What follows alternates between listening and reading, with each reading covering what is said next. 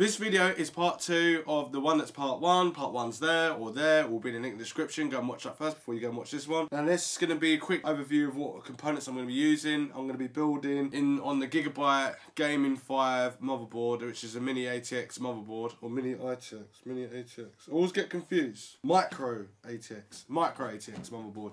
And it's going into the Fractal Design Mini G. So it's a mini focus G case. ATX Edge 750 watt power supply. Fractal Design 240 EVGA superclocked GTX 1050 Ti. And I'm going to be using as well the Intel 7100 1151 socket. I'm going to be using 266 megahertz of ballistic crucial memory elite. Using 1TB SSD. Then I'm going to change over. So this is going to be all stock as a budget sort of build, or an alright build for the right price, because this case is only £47. And then you've got the graphics card, which is about 168, and then you've got that CPU, which is about 110. Then the memory is about 127. Obviously the SSD is the only cheapest one I had around me. It's a little bit, blows out the budget. It's like £300, £400.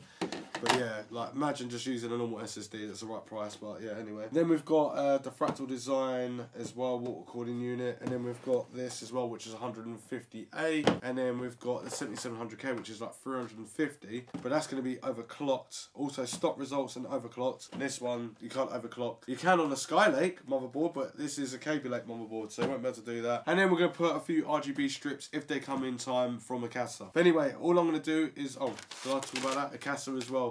And this is PMW fan splitters, and it's got 5 ends, and you can plug straight into the motherboard, keep it all nice and tidy with the nice braided cables, and then it's all plugged into the fans, and it looks all nice and tidy. But anyway, we're going to start off with the motherboard first, and we're going to put the 7700K last. That'll be the last build. This is going to be kind of the first build. It's going to be all the same components, just changing the CPU around. But we're going to be using the Core i3 7100, and seeing if you can game and do a bit of video editing and do some synthetic bench testing and stuff like that. See what we can get out of it. But first off, let's just go ahead and build this beast.